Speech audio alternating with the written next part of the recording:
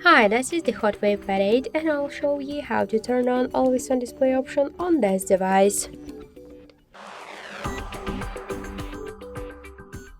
So unfortunately we have now installed by default the 80 option, that's why we should get the Muviz Edge application from the Play Store. That's why enter the Muviz Edge and now we should get this app. So tap the install button and wait a couple of seconds.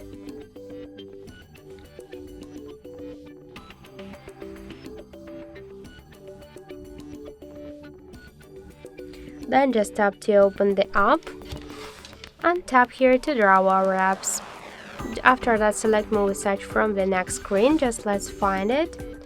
Tap on the Muviz Edge and click on the switcher. Go back and click here to edit this section.